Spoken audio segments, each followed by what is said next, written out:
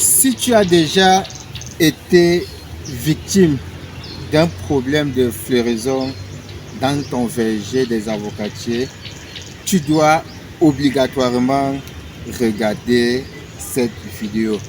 Alors, la gestion de la floraison chez les avocatiers greffés est une étape très primordiale, est une étape très importante dans le processus de formation des fruits ou de fructification.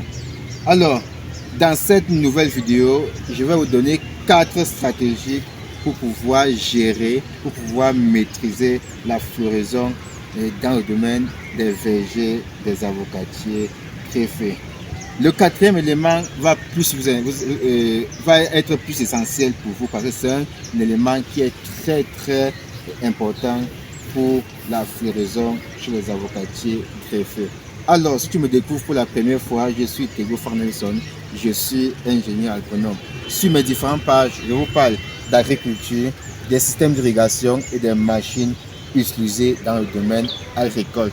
Si ce sont les sujets qui vous intéressent, si ce sont les sujets qui vous passionnent, vous êtes au meilleur endroit. N'hésitez pas de vous abonner et de partager la vidéo. Alors, comme j'ai dit tout à l'heure, je vais vous présenter 4 éléments stratégiques qui vont vous permettre de gérer de manière rationnelle la floraison dans le domaine de la création des vergers, surtout les avocatiers greffés. Parce que beaucoup de promoteurs échouent cette étape juste parce qu'elle est mal maîtrisée. Beaucoup de gens ne maîtrisent pas cette étape. C'est raison pour laquelle j'ai pris la peine de faire cette vidéo pour pouvoir vous expliquer de façon claire, de façon simple, le problème de floraison dans le domaine des avocatiers. Je pense qu'après avoir écouté cette vidéo, et tu vas mettre directement en application ce que je vais te dire et tu n'auras plus de problème de floraison, de problème d'avortement, de problème de chute des fleurs dans ton verger. Alors, le premier élément stratégique est de comprendre la floraison. Donc, il faut d'abord comprendre ce qu'on appelle la floraison de ce qui est des avocatiers greffés. Alors ici, comprendre la floraison, il faut vous noter que les avocatiers sont des plantes hermaphrodites. Et lorsqu'on parle des plantes hermaphrodites, ce sont des plantes qui ont les doubles organes, c'est-à-dire l'organe mâle et l'organe femelle. L'organe mâle, ça veut donc dire que l'avocatier est capable de s'auto-polliniser seul, c'est-à-dire l'avocatier est capable de s'accoupler, si on peut dire comme ça, seul. Mais il y a un élément très important qu'il faut noter. Et il faut noter que les deux organes ne s'ouvrent pas au même moment. Les fleurs mâles peuvent s'ouvrir en journée et les fleurs mâles s'ouvrent en soirée. Vous voyez que dans ce cas, l'accouplement serait compliqué et la pollinisation serait très compliquée. Mais il y a une solution à ça, raison pour laquelle dans mes vidéos, je vous présente toujours l'association des variétés de groupe A avec les variétés de groupe B. Donc cette association permet de faciliter une pollinisation croisée. Raison pour laquelle si vous êtes dans une zone où il faut naturellement des variétés de groupe A, c'est-à-dire des zones comme de haute altitude, comme l'ouest, comme le nord-ouest, sud-ouest, vous allez mettre même 5 à 10% des variétés de groupe B. Cela va vous permettre de résoudre le problème de pollinisation qui est au niveau des avocatiers greffés. Ici par exemple, vous avez un plan d'avocatiers greffés de variété As venant du Kenya et ce plan est à 6 mois après le planting. Vous allez observer que ce plan est déjà en pleine floraison. À côté de ça, vous avez une autre variété venant du Kenya qui est fouettée. Je vais vous présenter ça tout à l'heure. C'est aussi en pleine floraison. La As est une variété de groupe A, mais c'est une variété qui se compose souvent comme mix, c'est-à-dire ça donne presque dans les zones haute altitude et basse altitude. Maintenant, pour avoir une bonne floraison et une bonne fructification, j'ai mis à côté une variété de groupe B qui est la fouettée pour favoriser une pollinisation croisée et éviter un problème de pollinisation, pour résoudre les problèmes de pollinisation. Donc là, c'est le premier élément. Le deuxième élément qui entre dans la floraison, avant de continuer avec le deuxième élément, je tiens à vous rappeler que nous sommes en train de préparer environ 50 000 plants d'arbres fruitiers pour la campagne agricole 2026. Nous sommes actuellement dans notre pépinière située dans la ville de Tchang. Et dans cette pépinière, nous produisons énormément les avocatiers greffés. À côté des avocatiers, nous produisons aussi pas mal les safoutiers. Après les safoutiers, nous avons des agrumes que nous sommes en train de préparer pour la campagne 2026. Il y a les plants de papayers, il y a les plants de pommiers, communément appelés pommes de France. Il y a aussi les plants de pifs que nous allons aussi préparer pour la campagne agricole 2026. Et pour ce qui est de cette campagne, nous sommes en train de travailler sur 10 000 as venant du Kenya. Les as du Kenya ont une particularité par rapport aux as du Cameroun parce que ça a une précocité. C'est-à-dire, normalement, 2 ans après le planting, vous devez avoir les premiers fruits. Mais ce n'est pas le cas ici. Le cas d'ici est spécial. Et là, c'est la première particularité. La deuxième particularité, c'est la double production annuelle. C'est-à-dire, par an, ça produit 2 fois. Donc, nous allons directement enchaîner avec le deuxième élément qui est les conditions favorables. Ici, nous allons plus parler des conditions climatiques. Et pour ce qui est des conditions climatiques, nous avons essentiellement 3 éléments qui entrent en jeu dans la floraison, qui stimulent la floraison, qui maintiennent la floraison. Nous avons le premier élément qui est la température. Et la température normale, moyenne, qui vous permet d'avoir une bonne floraison, c'est une température située dans un intervalle variant entre 25 à 30 degrés. Donc, si au moment de la floraison, que vous essayez de mesurer la température dans votre environnement et que vous êtes dans cet environnement, il faut savoir que vous n'aurez pas trop de problèmes de chute de fleurs, vous n'aurez pas trop de problèmes de fructification. Le deuxième élément, c'est l'humidité. L'humidité, à une humidité très élevée, vous aurez des problèmes de floraison. Vous aurez trop d'avortements, trop de chutes de fleurs. À une humidité faible, vous aurez toujours les mêmes problèmes. Donc, il faut contrôler l'humidité dans votre pépinière. Vous pouvez contrôler dans votre verger. Si vous constatez qu'il y a trop d'eau dans le sol, vous pouvez facilement faire le drainage. Donc, c'est l'un des moyens pour lutter contre l'excès d'humidité. Le troisième élément qu'il faut comprendre, c'est la précipitation. Donc, si les plants entrent en pleine floraison, pendant les grandes pluies, vous aurez assez de problèmes au niveau, vous avez trop de lessivage des pollens. Parce que ce sont les pollens qui vont après polliniser. Après pollinisation, vous aurez maintenant les fruits. Imaginez que vous avez les fortes pluies qui vont lessiver les pollens. Donc, dans ce cas, vous n'aurez pas la bonne floraison. Mais le quatrième élément que je vais présenter d'ici à la dernière phase peut vous permettre de résoudre ce problème. Donc, nous sommes au niveau du deuxième élément. Après la précipitation, il y a aussi les vents. Vous savez, les vents forts peuvent facilement transporter les pollens. Donc, il faut toujours essayer de pouvoir contrôler ça. Et dans les zones où vous êtes, on n'est pas des prix souvent, les gens plantent souvent les arbres. On calcule le sens du vent, on plante un peu les arbres pour réduire les vents forts. Parce qu'il faut quand même aussi toujours un peu de vent, mais il faut réduire les vents forts parce que les vents forts impactent naturellement dans la floraison. Le troisième élément qui est très important, très capital, c'est l'irrigation. Lorsque tes plants entrent en floraison en pleine saison sèche, il faut toujours trouver l'effort, même s'il faut arroser une fois par semaine ou une fois après chaque 2 semaines pour pouvoir donner assez d'énergie. Parce que quand la plante entre en floraison, il faut beaucoup d'énergie. Il faut que la plante consomme assez de nutriments qui sont dans le sol. Il faut que la plante puisse être hydratée pour pouvoir maintenir les fleurs. En situation de stress, la floraison va s'arrêter et il y aura trop d'avortements, il y aura trop de chutes de fleurs. Donc c'est ce troisième élément qu'il faut bien noter. Et maintenant, le quatrième élément qui est très très contrôlable, que vous pouvez facilement contrôler, c'est la fertilisation. Donc la fertilisation est une étape très très importante dans le domaine de floraison. Parce que c'est avec cette fertilisation que tu peux stimuler assez de fleurs. Parce que la plante peut commencer la floraison comme celle-ci, ça te donne quelques fleurs. Mais quand tu apportes un engrais très bien formulé, ça va doubler, tripler ou soit quadrupler la floraison. Et vous savez, quand on parle de floraison, de pollinisation et fécondation, vous aurez ce qui vient après, c'est le rendement. Donc, vous pouvez avoir les mêmes arbres, mais pas le même rendement, c'est parce que vous avez joué au niveau de la floraison. Et pour ce qui est de la fertilisation, il y a les engrais spécifiques pour la floraison, il y a aussi les engrais spécifiques pour la fructification. Mais dans ce cas, nous parlons plus de la floraison. Et je tiens à vous rappeler que si vous formulez mal de l'engrais, les fleurs vont directement se transformer en feuillage. Donc observez un peu. C'est-à-dire vous formulez mal l'engrais, vous appliquez, les fleurs vont directement se transformer en feuillage. Les fleurs vont se transformer en feuillage dans le cas où vous aurez plus d'azote dans le sol. Parce que quand il y a plus d'azote, et vous savez, l'azote c'est un élément qui joue plus au niveau du développement des feuillages.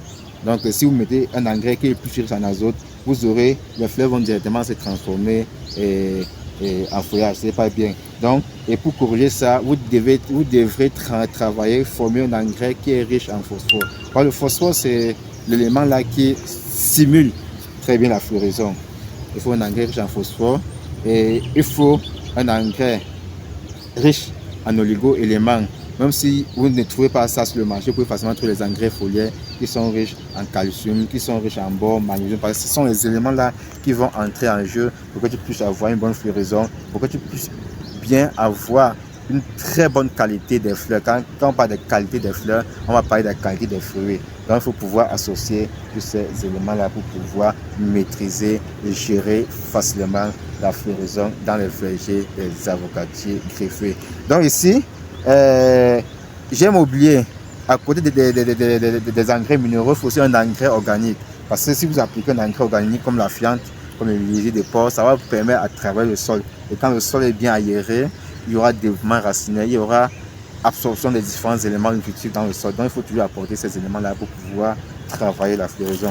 Donc ici, j'ai préparé juste 1 kg d'engrais riche en phosphore. Donc là, c'est le 14, 24, 14. Vous trouvez facilement sur le marché. Il y a aussi le 14, 23, 14. Vous pouvez aussi trouver facilement sur le marché. Il y a 10, 30 et 10. Donc il y a plusieurs engrais sur le marché qui peuvent vous permettre de maintenir, de gérer efficacement la floraison. Donc je vais directement appliquer cet engrais. Nous allons travailler progressivement. Vous allez voir d'ici une semaine, vous allez observer la différence. Parce que si vous gérez mal, d'ici peu de temps, les fleurs là, tout ça va chuter. Donc j'applique directement mon engrais. J'ai fait le tour, un cercle avec. D'accord. Et vous savez que l'engrais contient les éléments qui peuvent facilement, les éléments importants dans l'engrais peuvent facilement s'évaporer. Raison pour laquelle, après avoir appliqué de l'engrais, il faut déposer, il faut couvrir. Voilà. Donc pour éviter aussi le lessivage, parce que nous sommes en saison pluvieuse. Pour éviter le lessivage. D'accord. Donc je vais aussi vous présenter la floraison de ce côté. Mais j'ai fait une observation ici. J'ai mis un engrais au début, riche en phosphore. Là-bas, c'était un engrais plus riche en azote. Vous avez constaté ici que la plupart des fleurs sont en train de se transformer en feuillage. Donc ici, vous avez constaté que la floraison est très faible. C'est parce que la plupart, j'ai mis un engrais riche en azote ici. Vous allez constater qu'il y a les nouveaux feuillages qui se sont développés. C'est parce que j'ai mis un engrais qui est riche en azote et l'azote permet le développement des feuilles. Par exemple, la plupart des fleurs se sont transformées en feuilles. Vous allez constater que la floraison est très faible ici. Donc là, c'est la variété feuilletée. C'est une variété qu'on utilise pour polliniser, pour croiser, pour faire une pollinisation croisée au niveau de la hasse. Donc je vais aussi appliquer maintenant un engrais riche en potassium pour travailler la floraison. Voilà. Je pense qu'il faut un peu mettre un peu de terre là-bas toujours.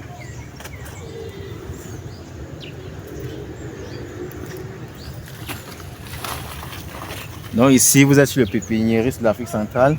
Alors, je vais continuer. Nous avons d'autres plants de hasse de ce côté. On va toujours faire c'est toujours la même formule. Parce que l'engrais là, vous allez juste profiter pour voir les différentes variétés que nous importons du Kenya. Bon, voilà, on continue ici. Donc tous ces plants, on a mis ça au même moment. Hein. Ceux-ci, avec les deux plants, là c'est toujours la hasse du Kenya. Voilà. Donc, vous regardez comment le sol est bien travaillé. Là, c'est la matière organique. Donc, je ne joue pas avec la matière organique. Regardez comment le sol est bien travaillé. Vous allez observer. Observez ici. Il y a les fleurs là qui sont en train de vouloir sortir. Donc, je vais essayer de travailler ça. Observez. Donc, je vais mettre cet engrais. Nous sommes aujourd'hui quand le 29. Dans une semaine, je vais faire une autre vidéo. Vous allez voir très bien la différence.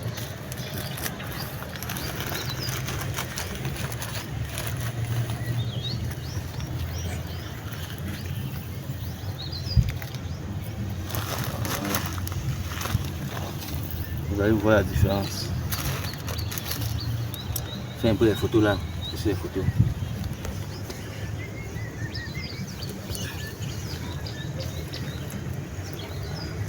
C'est bon. Voilà, je continue là. Je continue là.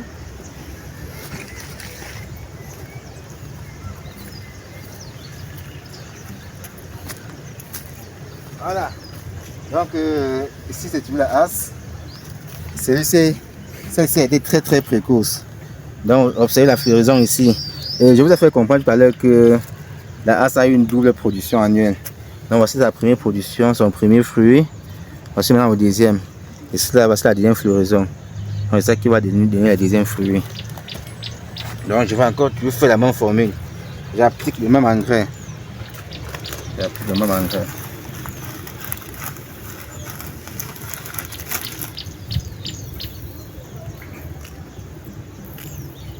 Voilà. Un bouquet vide.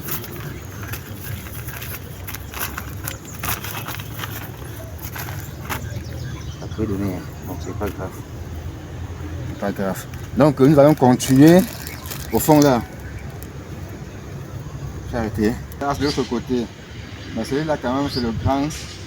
C'est quand même plus avancé par rapport à ceux-ci. Mais celui-là vous avez, avant ça vous avez ici notre pépinière des safours.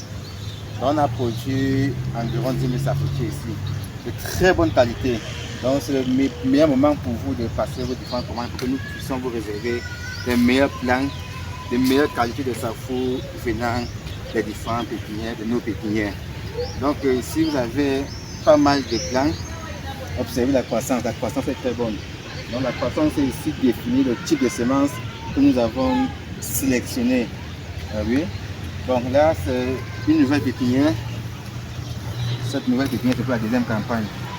C'est-à-dire pour les retardataires. Parce qu'ils travaillent toujours en pensant à tout le monde. Donc on va aller là.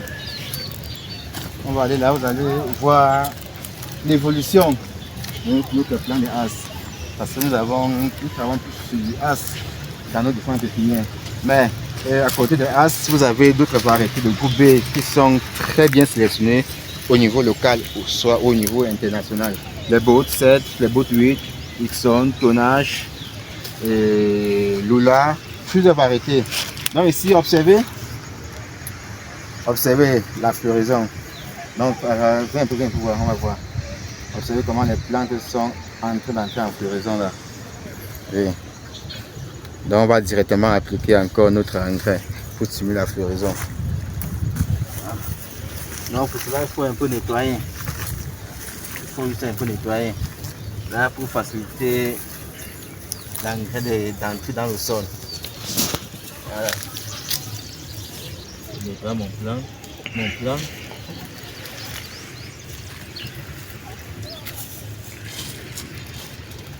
Voilà. Je mets mon engrais.